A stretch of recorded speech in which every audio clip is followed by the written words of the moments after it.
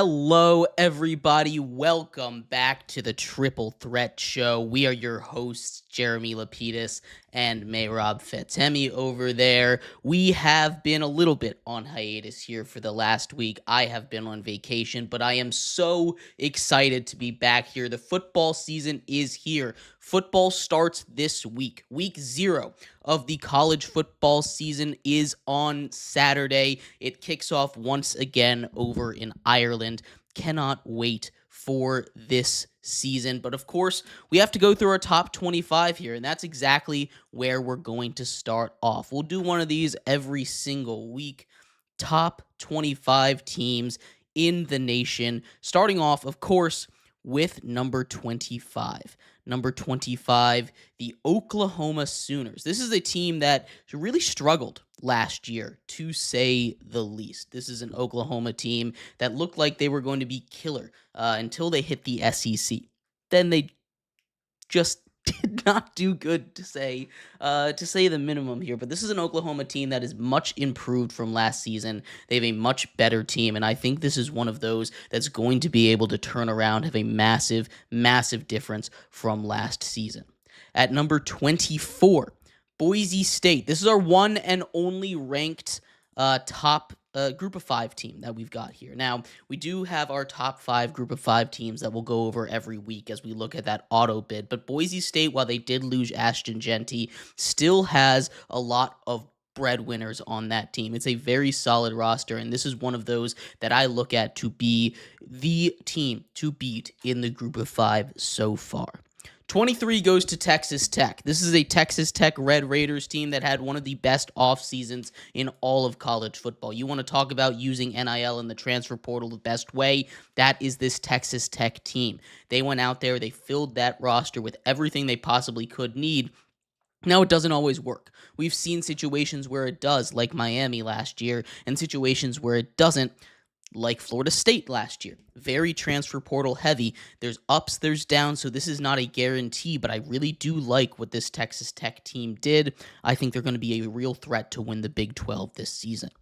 22 goes Tennessee, and I'm a lot lower on Tennessee than a lot of other people are, simply because of the mess at that quarterback situation. This is still an elite Tennessee team. They still have a really good defense, a really good offense, but losing Nico the way they did, replacing him with Joey Aguilar, who I like Joey Aguilar. I think he's a really solid quarterback, but he's not someone that I really think is going to be able to thrive in the SEC like a lot of Tennessee fans are expecting him. They've got a big test against the Orange of Syracuse in week 1 coming up. That one's going to be a really important one to watch. 21, we have Texas A&M. You talk about potential.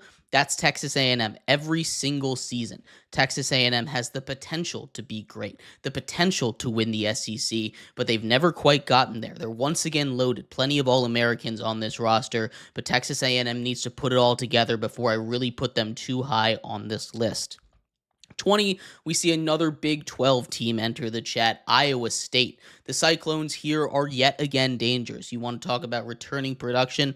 They've got that. They were one of the last undefeated teams in college football last season, and I expect a very similar season from the Cyclones of Iowa State.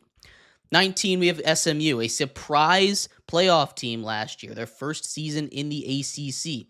SMU goes out there, and with the money that they have from their donors, they build a really good team. They're returning a lot of that production from last year as well, and as I'm not as high on them as a couple of other people are, I still think they're going to be good. They still deserve a spot in that top 20.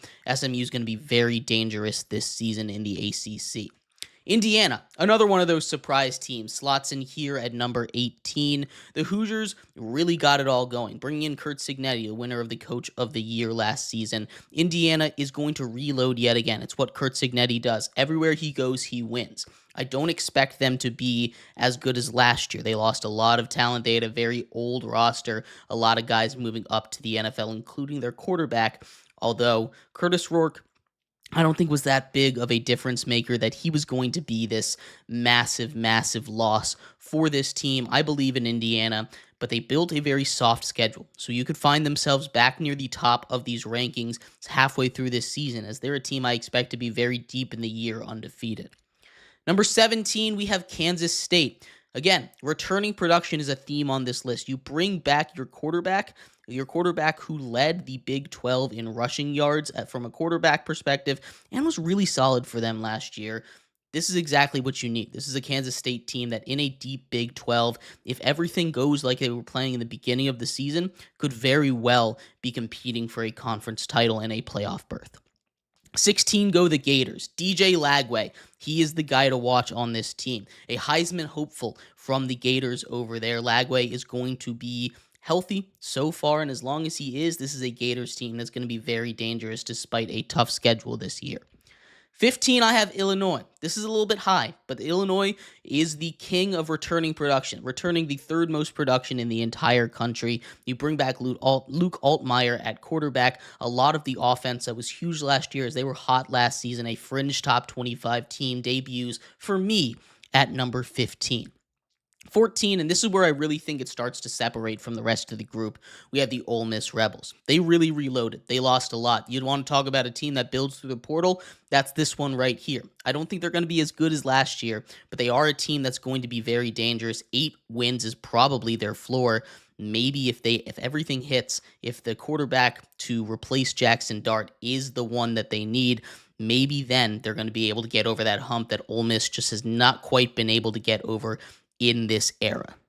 At number 13, we have Michigan. I know, Michigan a little bit high on the list for some people, but I believe in Bryce Underwood. I believe in what this program has. I believe what this program offers, and I believe this is a Michigan team that can completely turn around what was a miserable season. Of course, down the stretch, everything worked out. They end up beating Ohio State.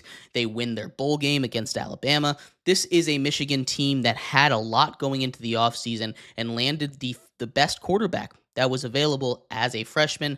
I expect him to start for this team, and I think the offense is going to be so much better to go with a really good defense. As always, Michigan, very dangerous this year. Number 12 is Miami, and Miami is my Michigan of last year. I don't necessarily love this team. I think they're great, don't get me wrong. You still have a lot of great guys, but moving from Cam Ward to Carson Beck is very much a downgrade in my eyes. This is not a Miami Hurricanes team that I think is going to be able to do too much in the ACC, but they're very dangerous. They're very deep. I think their defense got a lot better this offseason, and I think they are a team that if Carson Beck can just not make the mistakes that we saw him make last year, could be flirting with a playoff spot yet again. At 11, I have South Carolina. South Carolina is my sleeper team here. I love the Gamecocks. I love what they have. This is a South Carolina team that is, again, the theme of my list here, returning production. Returning production, returning production, returning production. You bring Lenoris Sellers back. You have a defense that's going to be, yet again, very solid in a competitive SEC. South Carolina is my sleeper team to come out of there. Getting into the top 10, Arizona State. They lose Cam Scatabo. Doesn't matter. They have guys that can come in and replace him. In a Big 12 where really anything can happen, throw your hands up.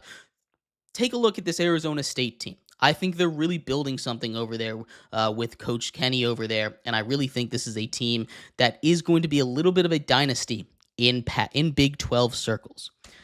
Number 9, we have the Ducks, the number 1 team in the nation last year. Undefeated last year. They lose a lot, but they rebuild. They've had a different quarterback each and every year under Dan Lanning for the past 4 or 5 seasons, and everyone has been successful. So I believe he's going to be able to turn it around. I just think they need to take a little bit of a step back from that undefeated magical season, number 1 team in the nation magical season that they had just last year. At number 8, it's Georgia, and I'm lower on Georgia than a lot of other people. I don't trust that quarterback situation. That defense is going to be elite, but I don't think they really did enough to address the offense, where it's going to be the same thing that we saw down the stretch once Carson Beck went down. The offense wasn't able to get things done, and they fell to the top teams in their conferences. 8, still elite.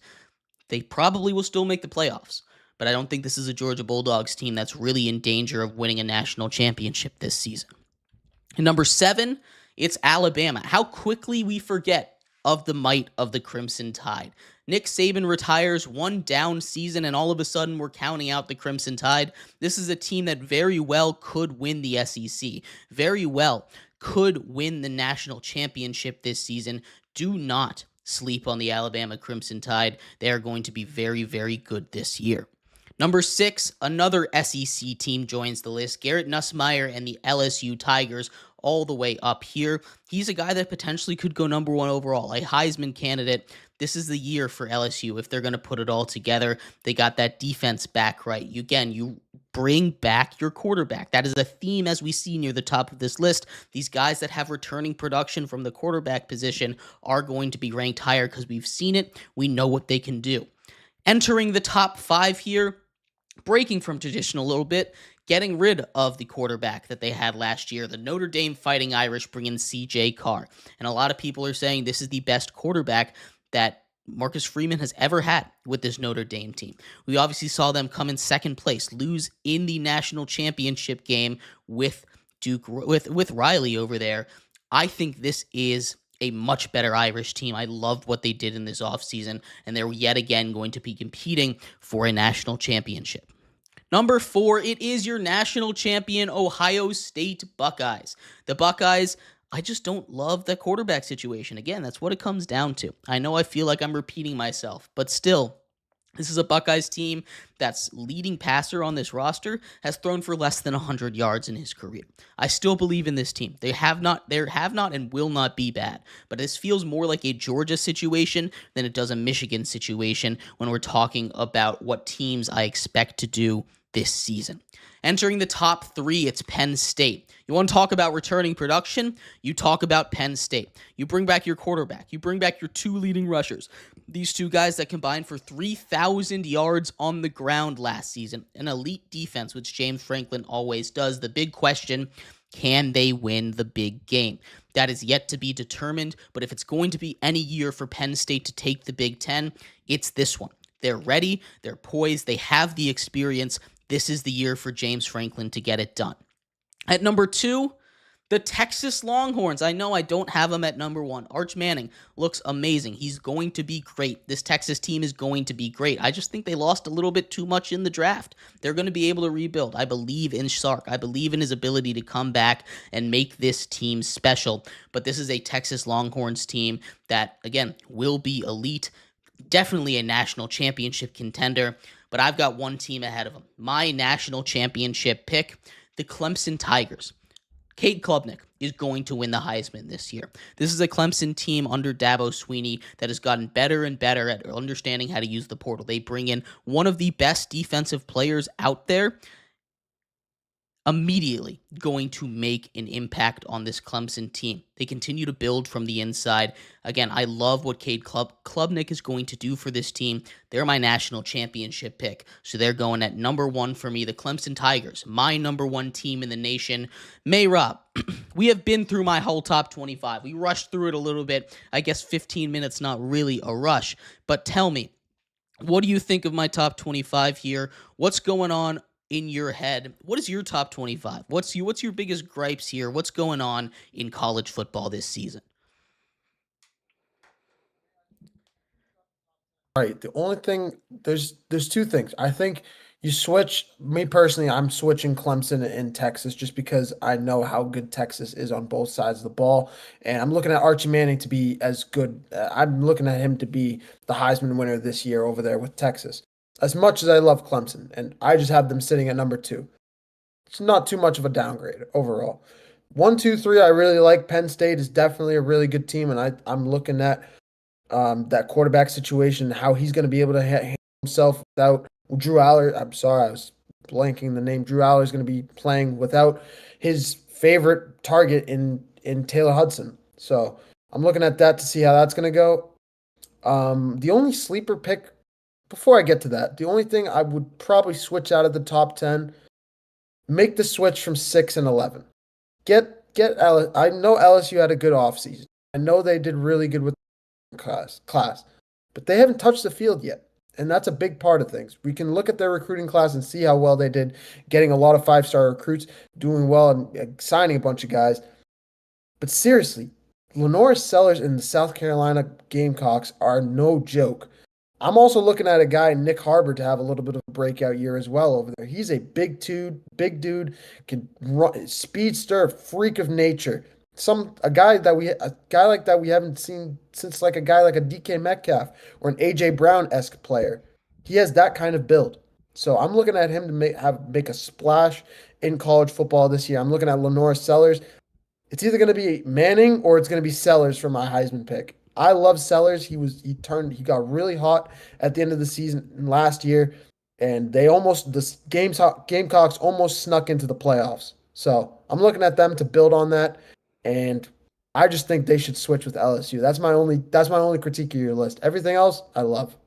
Absolutely. No, there's a lot. Obviously, it's very subjective. When you take a look at college football teams, nobody has touched the field yet. This is a preseason top 25 here, so there's lots of room here. But looking at that top 10 again, I think there definitely is room for teams to move around. I'm lower on Georgia than a lot of people are, higher on LSU than some people are, higher on Notre Dame, a lot higher on Clemson. I think the consensus around Clemson is somewhere around 4 from what I've seen. I've sent my top 25 out to a couple different people.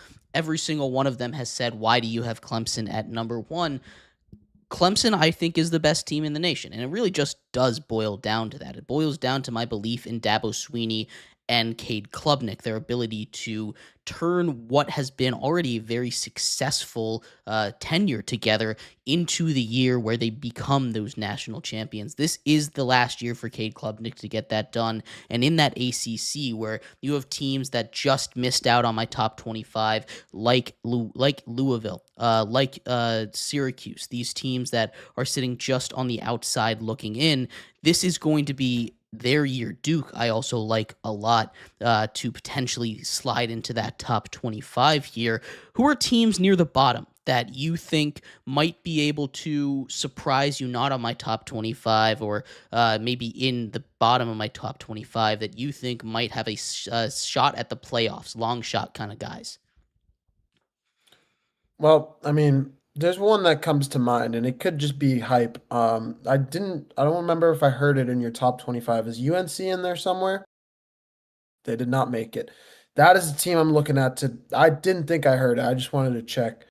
I'm looking at UNC to somehow make a splash. I know they didn't have a great recruiting class. I know that they don't have a whole lot of talent, but they have a Hall of Fame level coach from the NFL and Bill Belichick. That has to mean something. It has to. Maybe it's the Bill Belichick of old from the last few years with the Patriots when he quote unquote ruin the organization. Maybe we see that GM come back. Maybe we see the defensive guru come back, and UNC has one of the best defenses in the country and a great running back core and a great offensive line that runs the ball down your throat. Maybe he's a John Harbaugh Michigan-esque quarterback coach. Maybe he is.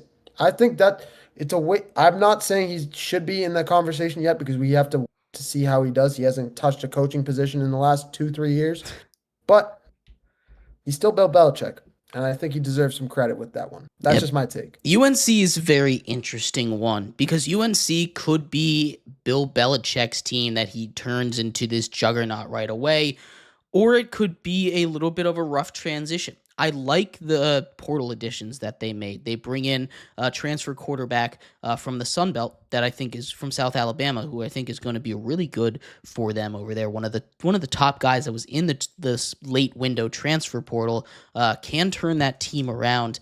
This is going to be a really interesting kind of concept here. Do I think that Bill Belichick is washed? No, you can't.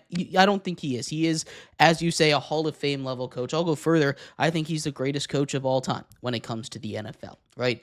This is a guy that just wins everywhere he goes, and especially on the defensive side of the ball. And we have seen a lot of times in college football that if you have a quarterback, which, like I said, I like the quarterback they brought in, and you have a defense, which Bill Belichick is the guy to build a defense with, that is a recipe for success in any league, but especially in college football when, if you can just key in on the other team's mistakes, not make the mistakes yourselves, this is the kind of team that could be very dangerous when it comes to playoff time. Now, I do think the ACC is a little bit more stacked than them. I think it's going to be good. I just don't think UNC is quite going to get there. We're looking at, in my mind, maybe an 8-win kind of season, maybe sniffing that top 25, sitting around like 20-ish at the end of the year, but I don't quite think they're going to find their way in. But absolutely, Mehrob, I could definitely see a world where they do get in. Some other teams that I thought were kind of interesting here on the list, getting into the group of five, because that's one that we need, of course, the automatic bid for. Boise State is the only one that made my top 25, but the rest of my group of five, top five, my G5, T5 for you here.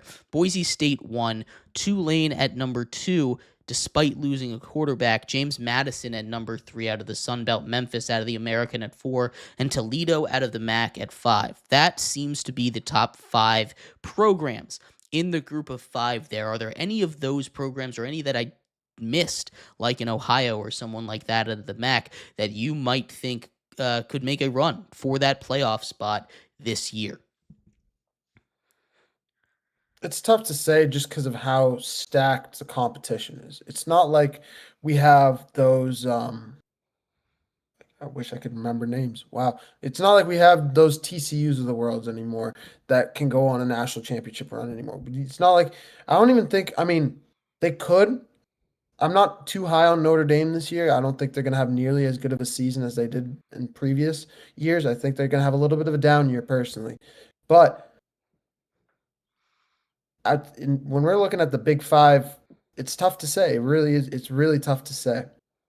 Yeah, absolutely. There's a lot of teams that could come out of there. Of course, the way it works, the highest ranked conference from the group of 5, the top 5 conference winners get an automatic bid there. Since there's only 4 power conferences, that gives a spot to the group of 5 though. So really what we're looking at here is most likely the winner of 3 of the power 5 having really a shot.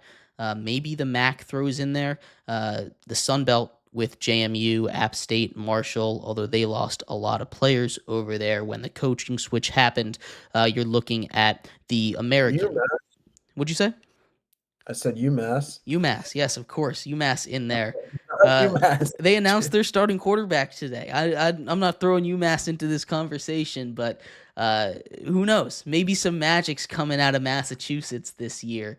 The American with Tulane, with Memphis, these teams that have been in the top 25 the last couple of seasons. Of course, Boise State out of the Mountain West, UNLV out of the Mountain West. These are teams that we're looking at to potentially make a run there. If you had to put your money on it, not a team, Mehrob, but a conference from the group of 5, what would you say is going to be the conference to send the representative from the group of 5 this year? I want to say I think I have to say the Sun Belt and the Big 12. I really think that's the conference to look at to put it's either them or it's going to be the Mountain West. I don't see the MAC doing it. I don't see any of the independents doing any. I don't see any of the other smaller ones. It's either going to be the Mountain West or the Big 12, I think.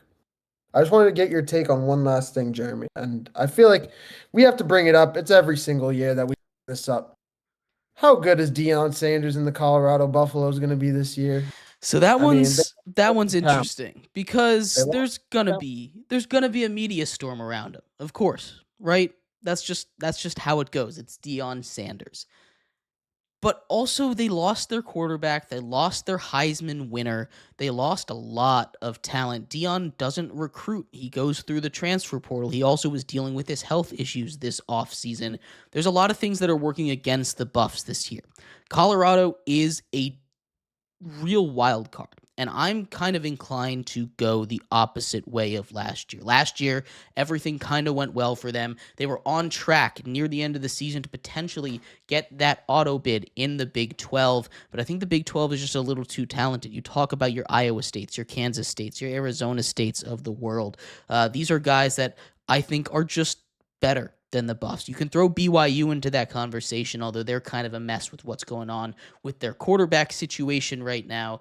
But I think the Buffs, at best, probably 5 in that conference. I just don't really think they're a playoff caliber team this year, although Deion Sanders could absolutely make me eat my words right there, Mehrob. We were talking about playoff expansion, though, a little bit, and there was news that came out a couple of days ago while I was on vacation about the Big Ten looking to expand. Of course, they're looking to expand. More teams, more money.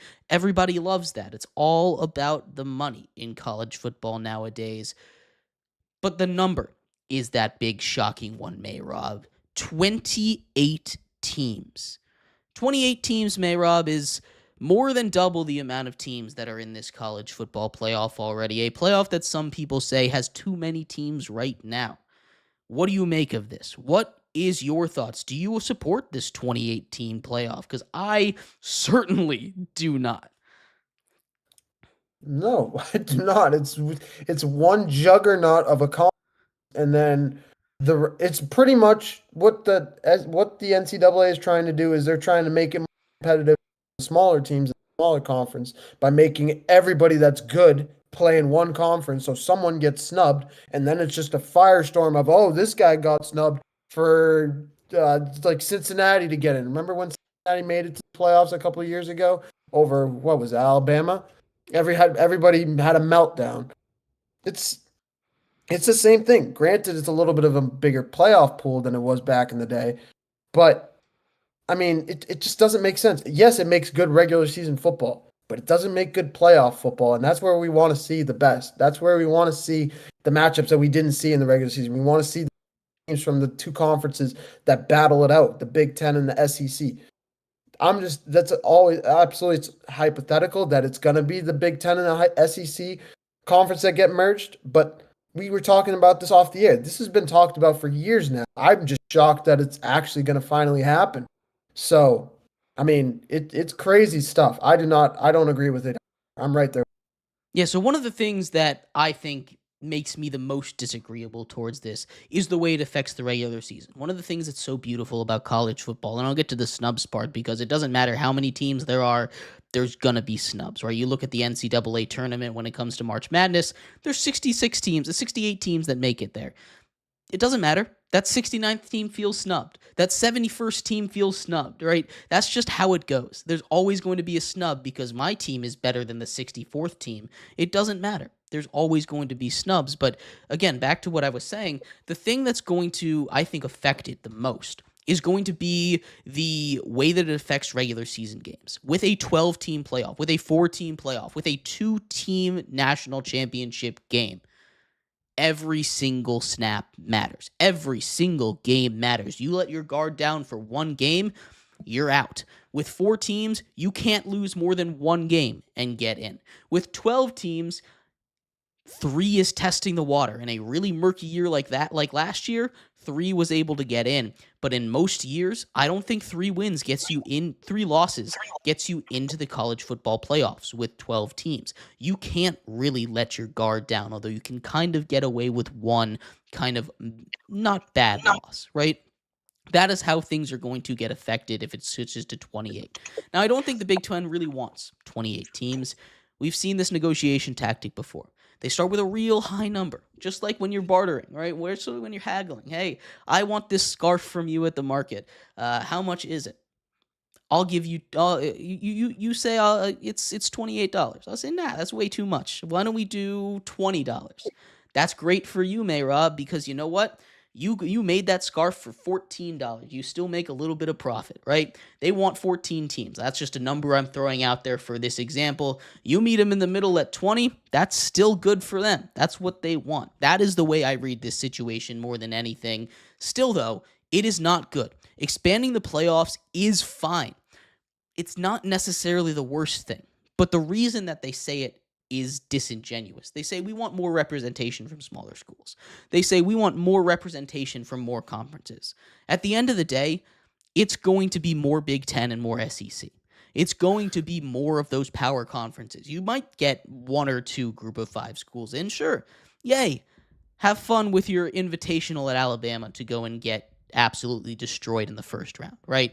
That's just how it's going right now when it comes to college football. And when the Super League inevitably happens, when the NCAA and college football split off with each other in 2031 and a Super League is formed, that's when we're really going to start to see these changes get implemented.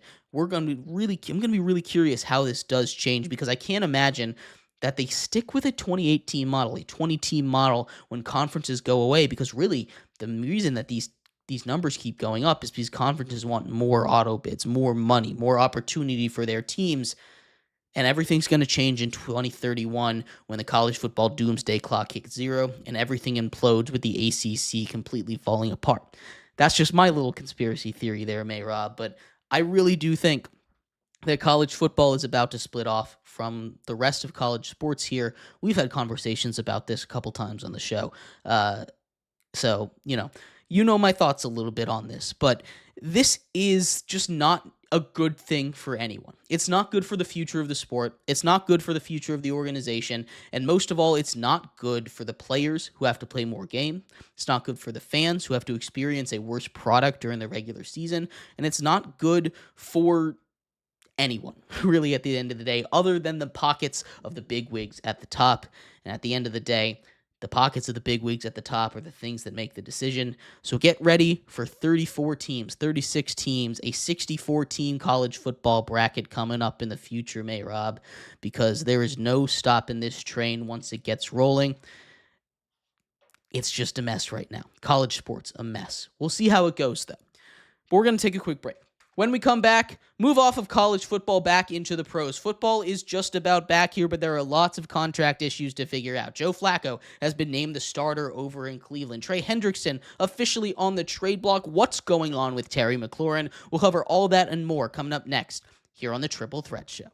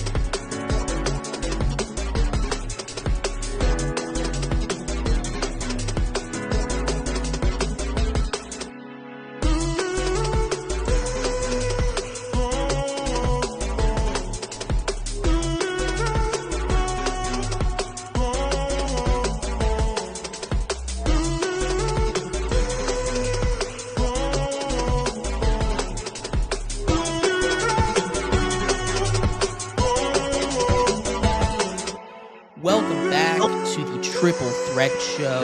We are your hosts, Jeremy Lapidus and Mehrob Fatemi over there. If you are just tuning in, We just finished going over everything from the world of college football, our top 25, some playoff expansion news here. We transition over to the NFL, but before we do, make sure you check us out everywhere. YouTube at The Triple Threat Show, Twitch at 3 Threat Show, Instagram at 3 Threat Show _ TikTok at the _ Triple Threat Show, as well as everywhere you get your podcast. We appreciate you tuning in each and every Monday, Wednesday, Friday to check us out wherever you do. But lots of stuff going on in football. Football's back, Mehrob. That is the call. Football is back, and I cannot wait for the NFL in just a couple weeks.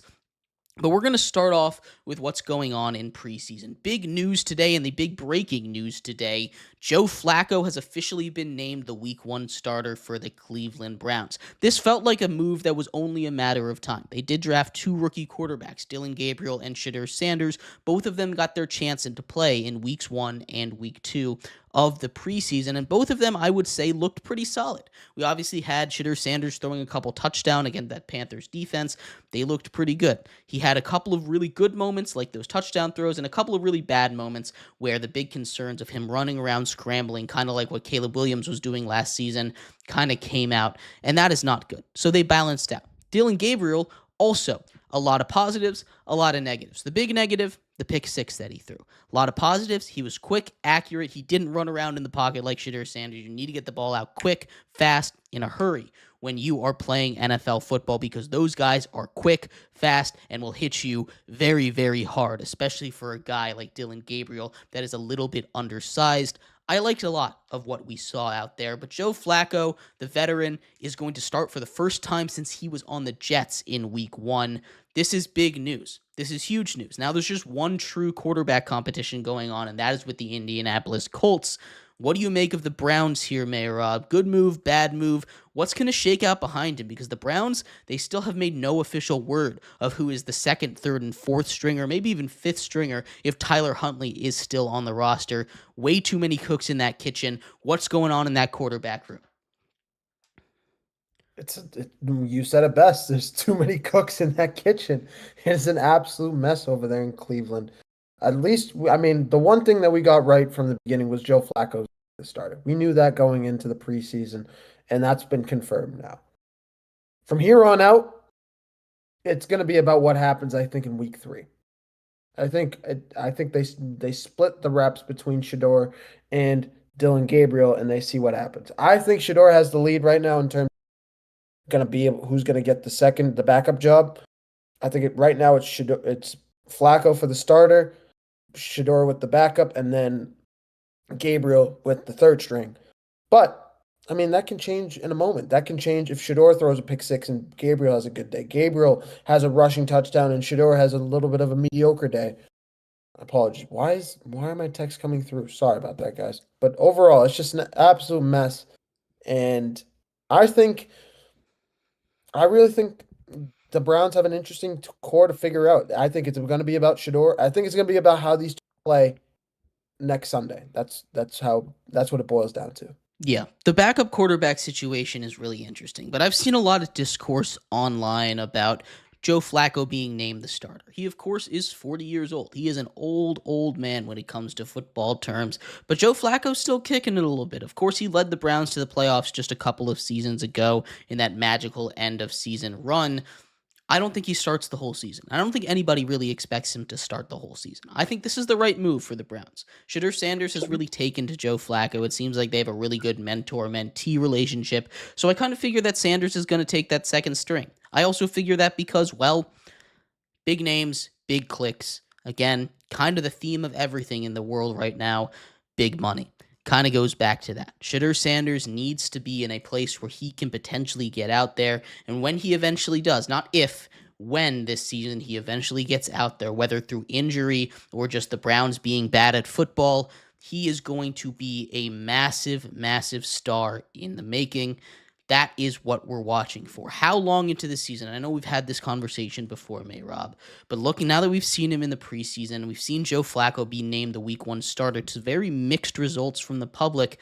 Is it going to be a coaching decision, an ownership decision? What's it going to take for a switch from Joe Flacco to a guy like Shedeur Sanders, assuming that he gets that second spot in the depth chart?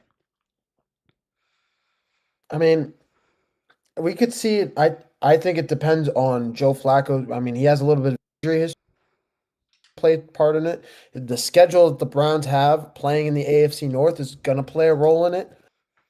It's just going to be about how the Browns look early on. And if, like I said, that injury plays a role, we could see him as early as, I mean, just taking a peek at their schedule. They got Bengals, Ravens, Packers, Lions, Vikings, Steelers for the first 6 weeks. Like they have an absolute gauntlet over there in Cleveland for the first 6 weeks. So I could see them potentially play against the Dolphins at home. That could be an interesting first game matchup against the Jets, the Raiders, the Titans. When Cam Ward shows up to town in December, there are some opportunities here where if you depending on if you want to market it correctly and if it feels right, you can put in a Shedeur Sanders and just see how he looks against real in-game talent. You can say as much as you want that NFL preseason is that, but it's not. They're playing against the second and the third stringers. They're playing against guys that want to play, that want jobs, and that's what it's about, of course. But they're also not playing against the top tier talent. They're playing against grit and grind, and of course that matters. But they're not playing against the best. So I just think it could happen any of those games that I said. Other than that, I would not put him against any of those other teams. No way, because you don't want to kill his confidence. But that's just my take. I think play him against one of those easier teams so he can ease into the game.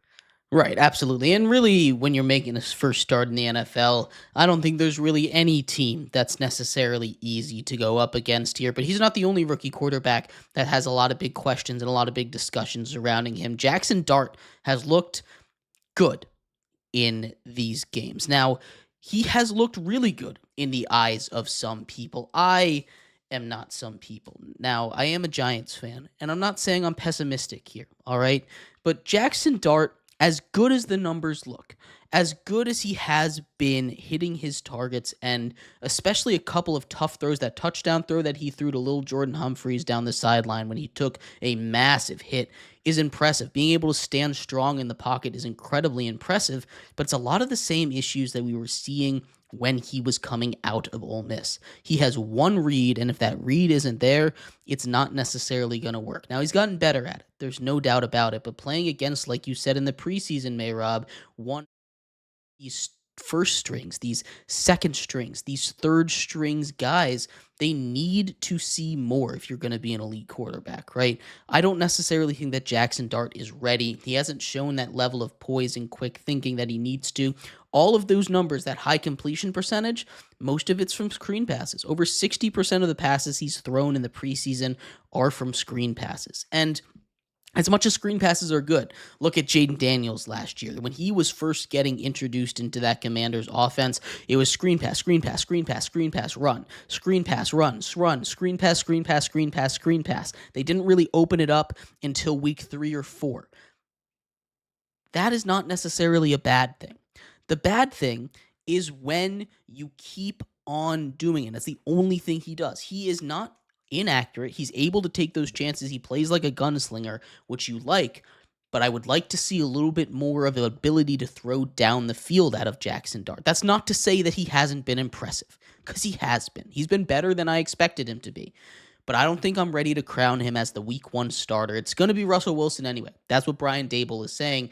Remember, Brian Daboll made the Giants a playoff team with Daniel Jones, doing very similar things. So let's pump the brakes a little bit on Jackson Dart here. I think it's a little more coaching than it is Jackson Dart, and if this doesn't work out, Daboll is gone anyway. I'd love to hear your thoughts, though, on Jackson Dart, because I'm sure they're very different than mine. I just want to make sure I gave you all the time I need before I say anything. You good? You done? Go for it, man. All you. Okay, okay. I mean, when I'm looking at the Giant, I mean, first things first for the people watching, when Jeremy says he's not trying to be pessimistic about something, he's trying to just set it up.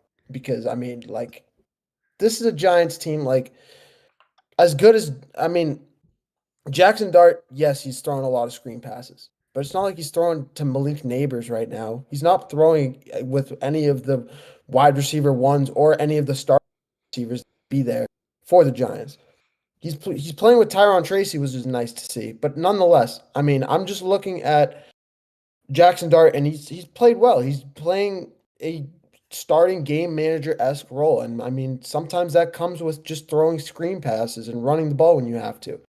Also, that Giants team that Dayball took to the playoffs was an unbelievable defensive team, and I think that's another part of this conversation that we haven't gotten to.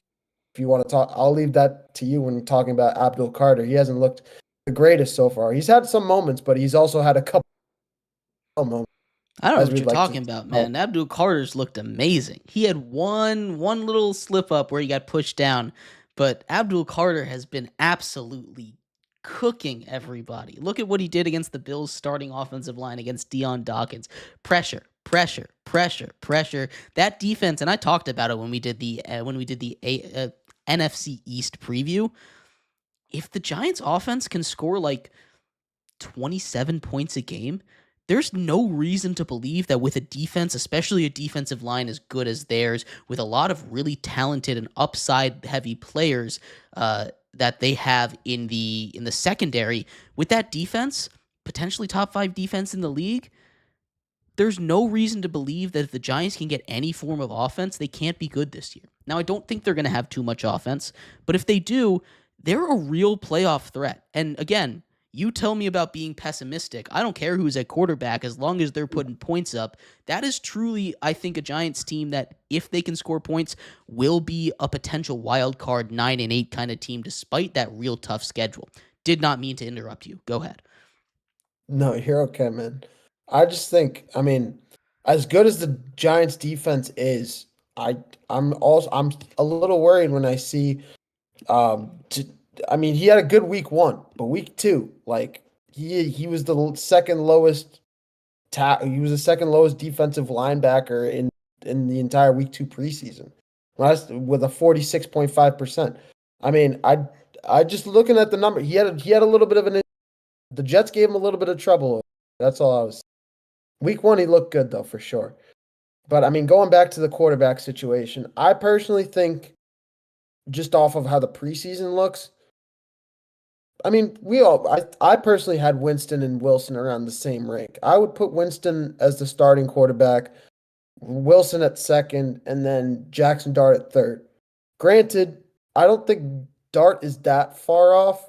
I just think he's looked better than people think. I think he's looked better than you're giving him credit for. Yes, it's screen passes, but he's not looked that bad. I mean, 14 of 16 throwing the ball. What did he have the other game? That's the one I'm looking at. 14 of 16. I believe the other one was like 13 throwing the ball, 12 of 19. Sorry. Across the board, I mean, he hasn't thrown a pick yet. He's had over 150. He's had over 130 yards in both games, playing only a half. I mean, he's looked good. He's looked decent. You're Yes, right. against second strings, but it's the same argument with Shador and Gabriel and Dart. Everything. It's all the same.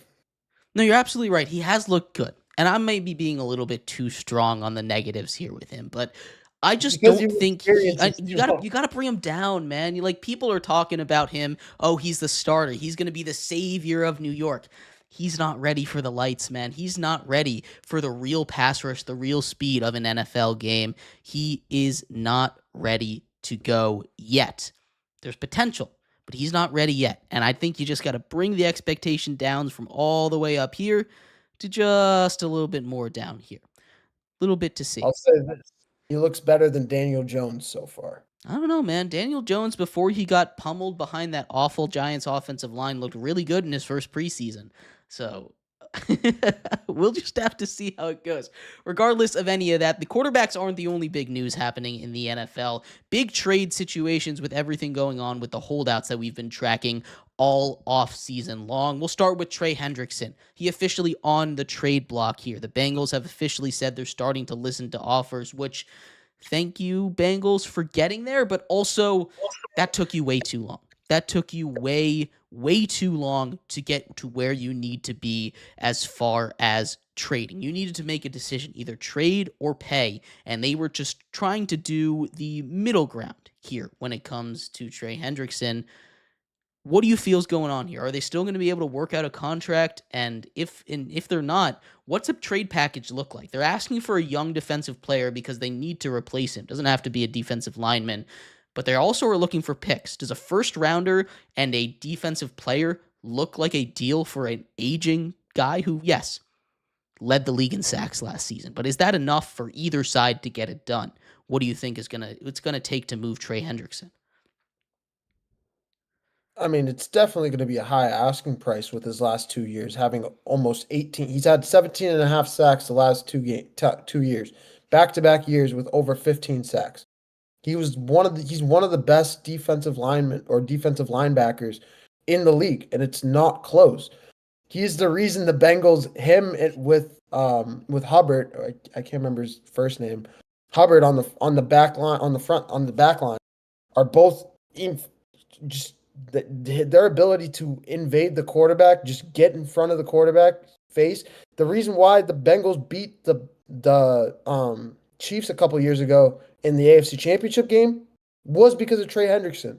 Trey Hendrickson is such an important piece to this Bengals defense, and without him, I mean, they're going to be an absolute mess. They're already a train wreck on the defensive side of the ball, but losing him would already, we've talked about this before on the air too. Losing him would just be just killer. At this point, you're just expecting the offense to put up 50 points with the defense giving up 50 points a game. And it's not, especially with the league today, it's not an under with how offensive forward the league is these days. I'm really worried about the Bengals. I mean, if they end up trading him, it's going to be a high asking price. I think it's going to be both probably a young defensive player and at least one first round pick, if not more. But it's going to be a high asking. I mean, I'm already seeing a lot of rumors with the Patriots involved, the Lions involved. I'm going to always throw in my Seahawks because the Seahawks are always involved in every defensive lineman that comes onto the market. They're always involved. But I don't know. I don't know who's going to be up there that's going to be willing to pay that price. It's always rumors until the trade comes out. I don't know. Yeah, We'll have to. there's a lot of teams out there. One of the more head scratching ones is the Brown. An in division trade is not going to happen most likely, but you pair up the two leading sack guys from last season in Myles Garrett and Trey Hendrickson. That's going to be a very, very deadly duo if that is something that does end up happening. The Commanders are a team that I expect to maybe be in on this kind of thing. They could use some more defensive line help to really help beef up what they've already done. They're playing in the preseason right now, and it's not just the Bengals that have their holdout situation going on. We also have to talk a little bit about Terry McLaurin. We've talked a lot about both of these guys, but there's been news around Terry McLaurin as well that Commanders officially took him off the PUP list. Now, he's not even in Northwest Stadium, the Commanders' home stadium where they're playing the Bengals right now. Terry McLaurin, not even there. Leverage has not gone good, and the court of public perception has swayed a little bit away from Terry and a little bit more towards the Commanders, at least from what I'm hearing in this DC area. This is not necessarily great. I guess the real hate has gone towards his agent, who people are saying has done a very, very bad job of handling the situation. But the leverage goes away a little bit when you see how good Jaden Daniels and the Commanders looked when that first string offense was out there. Granted, against the Bengals defense, but still, they looked really good without him. And now he's off the PUP list. There's none of that injury stuff to hide behind.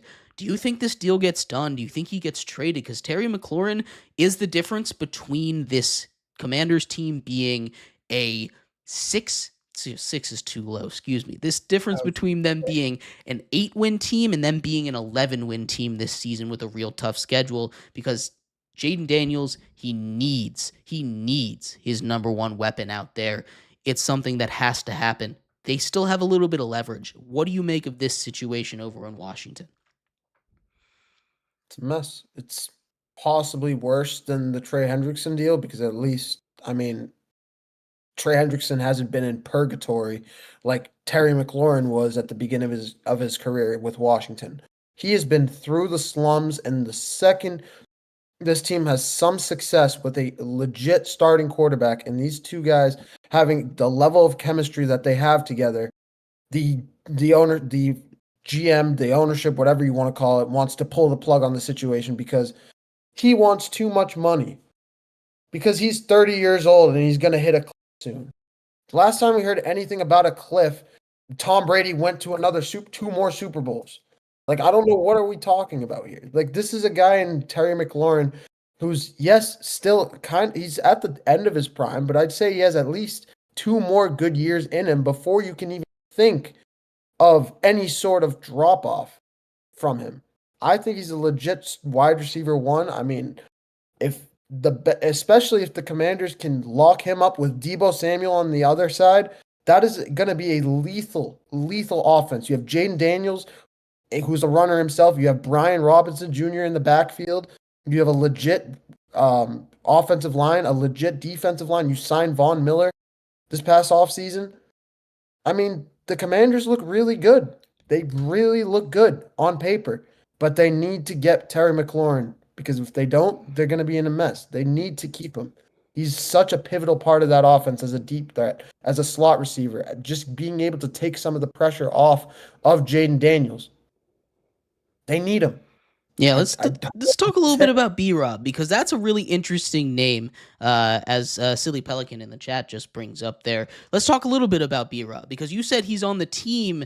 How much longer is he on the team for? Rumors came out yesterday that the Commanders were reportedly shopping B-Rob. A mutual decision between him and the team sat him out of the preseason game against the Bengals, where the starters were out there. There's been a lot of mixed signals around here with what's going on with him, whether or not he'll get traded. But generally, history tells us when something like this happens, when you hear that a veteran is getting shopped at this point in preseason, he either gets traded for a seventh rounder or he gets cut. It doesn't feel like he's going to make this 53-man roster. Behind him, you have Chris Rodriguez, who was out there as the kind of power back.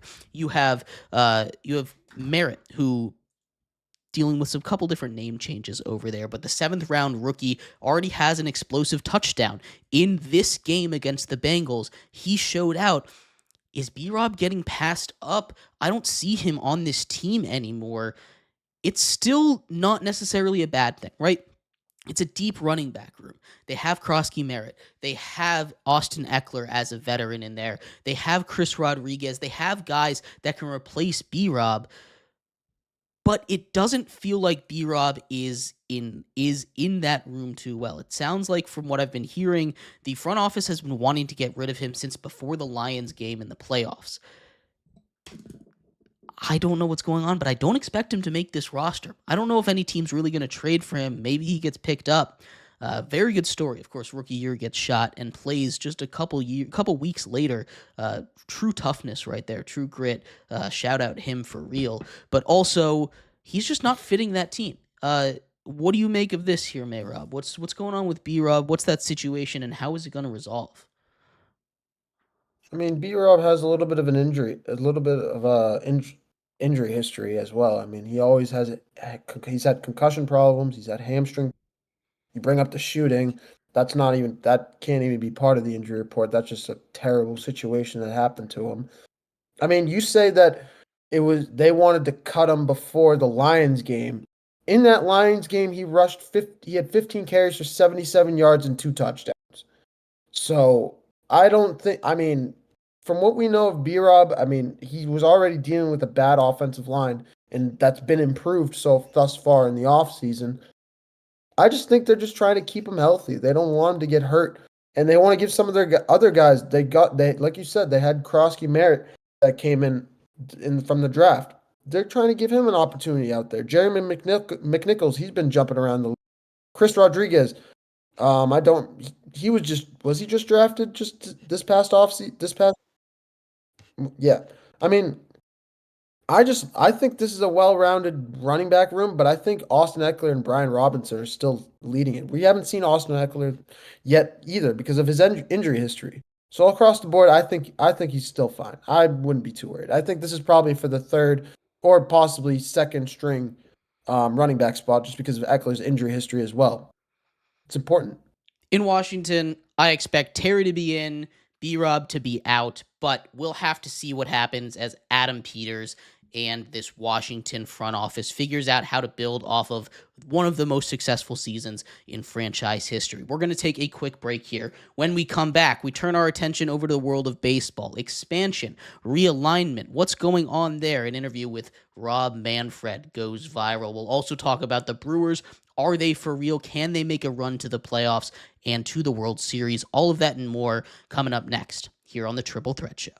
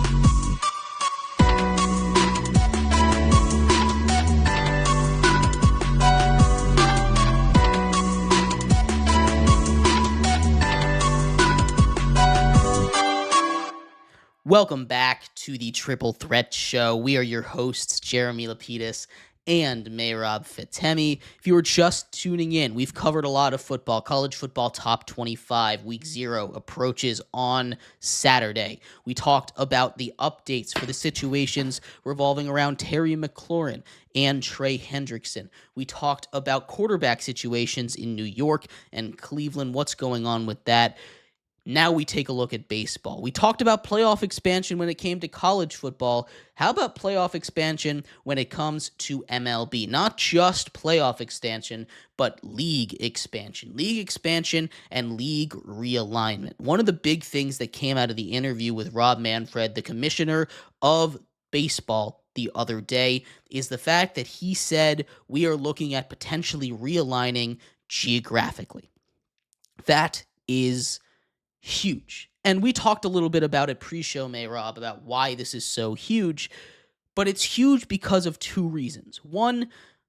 Two things that the MLB has done in recent years to make the leagues, the NL and the AL, the same is get rid of pitchers hitting in the NL. Now there's DHs in both leagues, and make a balanced schedule where each team plays each team the same amount of times. That is two things that leads me to this determination that I and a lot of other people around the world of baseball have made, that when Rob Manfred said we're going to add 2 more teams and realign divisions geographically, 8 divisions of 4 teams, we're not just realigning divisions geographically. We are getting rid of the AL and the NL and making one big MLB. Now, that is something that you and me, when we were talking pre-show, I should say, have a little bit of a discrepancy on opinions on. I don't think it's necessarily going to be that big a deal, but we're talking about something that is just definitely going to change the face of baseball forever. It would be the only major sports league in America that doesn't have two distinct conferences or two separate conferences. Obviously, the AFC and the NFC in football. You have the East and Western Conference in the NBA. In hockey, you have, again, the East and West Conference. You kind of have that split in the middle. And you could do that if you're doing geographically, where you do an East and Western Conference, but it's going to be more of a thing where you look at that basketball style. Each division, or I should say the hockey style of things, where each division gets a winner, and then you have a couple wild card teams in there. And I think that's what baseball is hinting at. That's what Manfred is hinting at. They've been talking about expansion forever, for 10 years. There's plenty of candidates out there. But what do you make of Rob Manfred saying that he is going to realign divisions? You get the Mets and the Yankees in one division. You get the Cubs and the White Sox in one division. The two LA teams in one division. It's going to fundamentally change how we look at the sport of baseball. I'm all for it. I think it makes those rivalries, those beltway battles between Washington and Baltimore that they have every year, the Subway Series between the Yankees and the Mets that they have every year, these crosstown rivalries that have meant so much to these communities mean just that much more. And that's why I'm a big favor of it. But I know you said you're not here for it. Talk to me about your opinions, Mehrob. Why do you disagree with this potential move that the MLB could make? I mean, I'm gonna just say first, I like the point that you make that it helps bring in the Subway Series. You brought up the Yankees and the Mets, the Dodgers and the Angels, the Cubs and the White Sox, the Nationals and the Baltimore Orioles. Those are always big ones. Across the board, there's a lot of Subway Series that really are going to be interesting. The Guardians and the Reds. Across the board, there's only, I mean, it makes sense if you look at it on paper. But I mean, when you're looking at baseball, it's the same thing as if the NFL realigned to do something like to have the Giants and the Jets in the same conference, in the same division. It just doesn't feel right. It doesn't make sense. If you're talking about basketball where it's been like that for years, I understand. Hockey, I understand. But this is different. The AL and the NL have always been like this because their history of how they were split up and they joined forces to become the MLB and they kept their divisions the way they were. This has been like this for over a century. And now Manfred wants to change it for TV deals and quote unquote better fan recognition or appreciation. Yeah, I mean it'll make sense for those Subway series, but outside of that, it just ruins some of those in division rivalries that have been going on for years. I'm not a big fan of it. I don't love it. I think it should stay the same. But I understand the reason for the change. So I'm kind of 50-50 now that you bring up the Subway series. And now I also have a clear picture of the divisions and how they look like all in general wise from north, south, east, west on both sides. So I understand it, but I don't like it. I I don't like understand it. what you're saying. It's a lot of old man yelling at a cloud kind of things is what it sounds like, but there's also tradition, right? That's a key important thing, and it's one of the things that baseball as a sport, baseball as a fandom really clings on to. It's one of the sports that this is America's pastime. This is what we do. It's always been this way. But change isn't necessarily bad. It can be bad. No doubt about that, Mayrob. It can be bad. You can make bad changes. But I think a lot of what Manfred has done has generally been good. And this is a seismic shift in what's going to happen. But I think at the end of the day, you're keeping a lot of those historic rivalries intact. When you think about the best rivalries in baseball right now, you think about the Yankees and the Red Sox. That's geographically close together. They'll stay together, right? You think about the Dodgers and the Padres, geographically close together. They'll stay together. You think about the Dodgers and the Angels, geographically close together. They'll stay together. Like these are a lot of those best rivalries in baseball where, yes, the divisions are going to change the way it looks, but with the balanced schedule, which is another thing here, every team still plays every other team. it's not going to change the amount of times that they play these teams. It's just going to change whether or not it's a division game. So those rivalries are still going to be strong. It's not like you're going to stop playing these teams. It's not like it's going to be an NFL schedule where you stop playing these teams. But again, what you are saying is going to be the general reaction of the baseball crowd, because the baseball crowd adverse to change. It's not, again, necessarily a bad thing, but it's also not necessarily a good thing. It can be done amazingly, and in my mind, I'm saying that they do it perfectly. They get the divisions perfect, where they put the same historic rivalries in the same divisions. But we could also see something happen where they split up the Yankees and the Red Sox, right? They could do that, because where's Toronto gonna go? Maybe they could do something like that. I could see them messing it up because it's baseball. But if you do the divisions right, there's not really a lot of reasons why it can't work as good as possible. Now, again, there's plenty of ways for them to mess this up, no doubt about it, Mehrob. But it's a very interesting thought exercise here for what could potentially be in the future of baseball in the next couple of seasons, as they look to expand, as they look to grow, as the rules continue to change, as they continue to try and regain that popularity that they had back in the late 1900s when they were America's pastime. Now, that belongs to football. But that's not the only big news coming out of baseball. Also, the Milwaukee Brewers. The Brewers have been the hottest team in baseball. No doubt about it. They have that number one seed pretty much locked up in the NL right now. A lot of baseball to play. Anything can happen. They just finished one of the longest win streaks in their history, the longest win streak in their franchise history, the second win streak of double-digit games for this team this season, the first time that they have done that ever. This is a Brewers team that's dangerous, no doubt about it. But my question for you, Mehrob, is this Brewers team even for real? We talked about how this is same old Brewers. We talked about how this is what the Brewers do, but they've just rattled off win. This is the longest win streak that they've had in franchise history. Does this Brewers team feel different to you?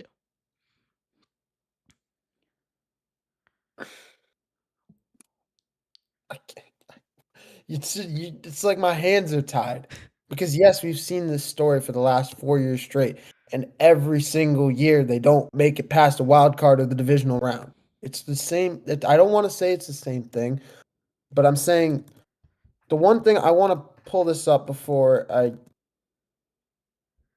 forget it, because I wanted to make sure I looked at this the other day, but I want to pull up the numbers really quick. The Brewers are 48-17 since June 1st. Damn, that's crazy. 48-17.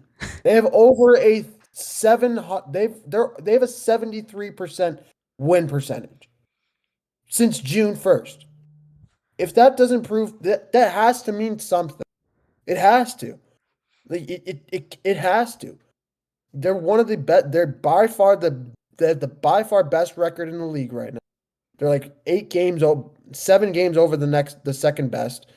They've the one of the most high powered clutch offenses. They've been playing really well late in games, and that's what's really separated them from the rest of the crowd. I really like this Brewers team. I won't lie. I am slightly, yeah, I'm in favor of saying this is different. This is a different team. This is a team that could make the NLCS and possibly a World Series. I don't know if I'll go as far as they'll win the World Series, but they're definitely, with the way that they've been playing, and I think especially going into the playoffs, how hot you are going late into the season and early on in the playoffs, that definitely makes a big difference on how well you do come playoff time. Yeah, I absolutely. don't. I'm a big favor of it. The one thing I will say, and this is the reason why I bring up this question, is because something just clicked in my mind last night. I was walking around, I was thinking about the Brewers because I was texting you guys, and I said, win streak continues, and then obviously it didn't end up continuing. So I was thinking about this Brewers team a lot last night, and something clicked. You know what this Brewers team reminds me of, Mehrob? This Brewers team reminds me of the Cleveland Cavaliers from this season. this is a Brewers team that is the best team in their conference. This is a Brewers team like the Cavs that has been consistently one of the better teams in their conference over the last couple of seasons, and they can't quite get over the hump. They maybe win a round in the playoffs, but they can't quite get over that hump of winning in playoff time. Something always happens, whether it be injuries, whether it be batting falling apart, whether it be pitching falling apart, whether it be just cold shooting from the floor from the Cavs, right? When I look at this Brewers team, I see the Cleveland Cavaliers. And I don't know if I'm just being pessimistic, because I have a tendency to be pessimistic in order to protect myself from being wrong sometimes. But Mr. also, there's just a lot of similarities with these two teams. You go from good to great in this season. You go on these crazy win streaks that just doesn't happen that much. Multiple 10-game winning streaks for both of these teams over the course of the season. It's really hard to do, and yet this is not a Brewers team that I feel is the best in the NL. I still think that the Dodgers are better. I still think that the Padres are better when it comes to the playoff time. I still think that maybe even the Phillies, although I don't know if I'd go that far on the Phillies with the injuries that they're going. My point is that this doesn't feel like a team that's running away with the NL like you would expect a team that's been 48-17 since June 1st to be. And that just brings me right back to the Cleveland Cavaliers, Mehrob. How far off am I thinking when I'm thinking about these two teams in comparison? You're not that far off. The only difference is the Cavs haven't been this good for 4 years and then this bad in the playoffs. Right. That's the difference. If we're talking about currently, they look very similar. But I don't know. I mean, this is the best the Brewers I've seen over the last 4 years. I mean, to this level, I've seen them stay consistent this way. I haven't seen them go pretty much not 500, but a little bit better than 500, and then just spike in the month of June like this. And going now into August. It's just been 3 months of dominance across the entire MLB. Yes, there have been close games. Yes, they've been good in the clutch. But it's got to matter for something, especially with the rest of the league, especially with the rest of the NL reeling the way it is. The Mets aren't playing very well right now. Of course, the Phillies are still there. The Dodgers are dealing with some pitching injuries. I mean, you have some fresh faces. You have the Padres. Like I said, you have the Phillies. But the Cubs are a fresh face as well. But you don't have any of the old past juggernauts over there standing in your way. I don't know. I could really see some interesting stuff coming out of the Brewers come playoff time this year. I really could. Yeah, no doubt about it. This is a Brewers team that's really intriguing. And with the bats playing like they have, that's been the big issue. You have Sal Frelick playing really good. You have Jackson Chourio hitting really well. Of course, you have Christian Yelich hitting really well right now. And if the bats can survive through playoff time, they're going to be very good. But it's a situation where I've been burned too many times by this team. I have to see it to believe it. And right now, Mehrob, I just simply don't believe it. But again, this is a Brewers team that's consistently proved me and a lot of other people wrong just this season. We'll see how it goes as the dog days of summer wrap up and we hit crunch time, last month or two of the MLB, right around the corner. Crazy how this season is already almost over. But we're going to take a quick break. When we come back, Mehrob Minute on a Monday, a special Mehrob Minute. We'll break down everything that went on in the UFC this weekend, a wild weekend in the UFC. That's coming up next here on the Triple Threat Show.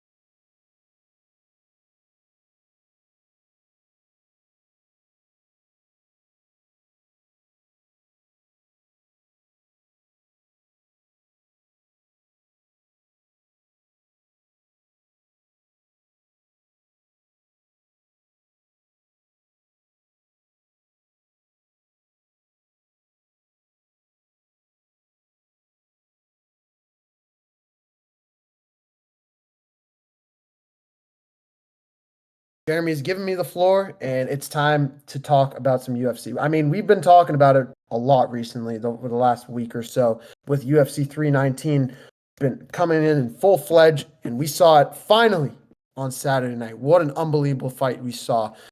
I mean, going across the board. I mean, we got to start at the bottom. Like I said, I thought Kaya Sakura was going to wipe the floor with Tim Elliott, a guy in Tim Elliott that hadn't fought in 2 years, hadn't seen in a UFC octagon, a guy in Kaya Sakura that was looking to make a little bit of a redemption tour after losing to Alexander Pantoja, the champion, in his first fight. Comes back, goes up against Tim Elliott, and gets submitted by Tim Elliott in the second round. It was a little bit of a shocker for anybody that was betting, that was watching the UFC. A lot of people were picking Kaya Sakura to win this fight in dominant fashion. It was actually Tim Elliott that came out and was absolutely. I mean, Sakura looked good in the first round, but it was all Elliott in the second round, and that was the big difference in that one. From there, I mean, we saw Michael Venom Page and Jared King. Best thing to talk about in that one, it was the old man fest. It was two guys that were really experienced.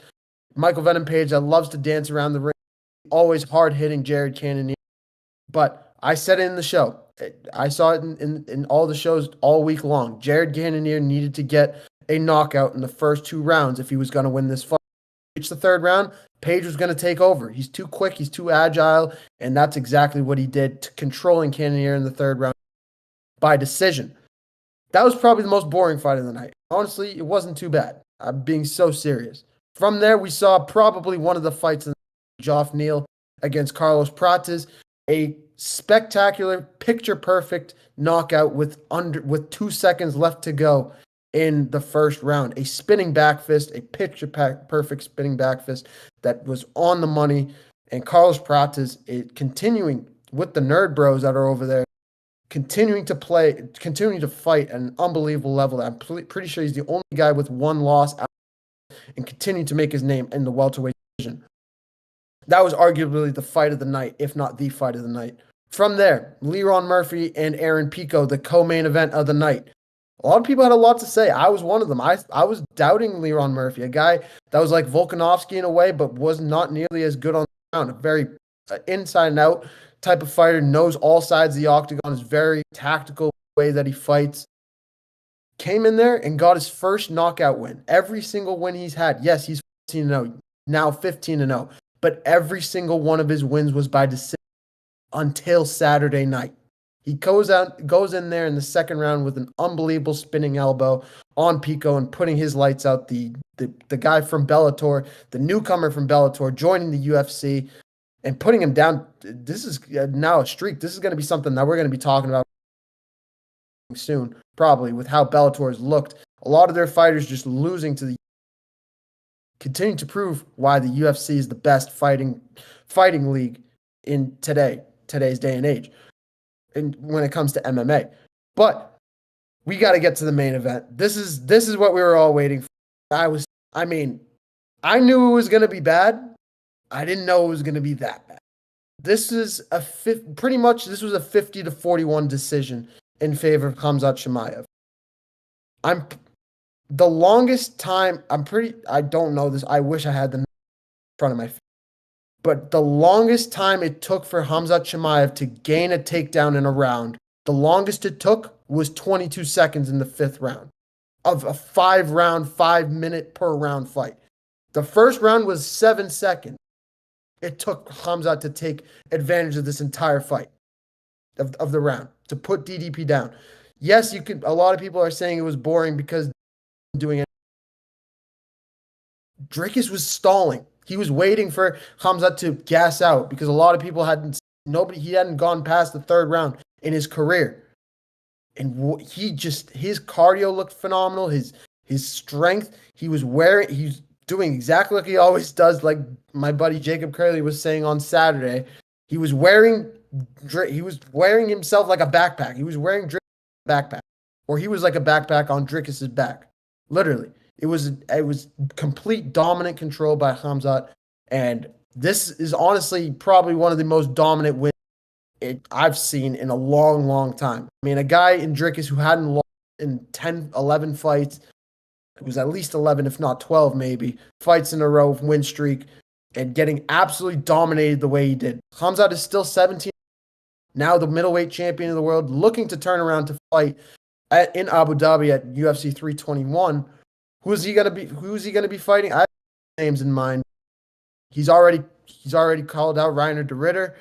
I would love to see him fight against Bilal Muhammad. I mean, yeah, that's gonna shake some names. That's gonna raise some eyebrows, and we'll talk about that more in depth as we get closer to it. But do not be shocked if we see Hamza turn around because he didn't. He's already come out and said he hasn't sustained any injuries, and he loves to fight in the Middle East. Abu Dhabi's his home. He loves to fight there. He's gonna be fighting there if he can. I don't know, but that's my recap of UFC 319. What an unbelievable saw. What an absolutely unbelievable night we saw.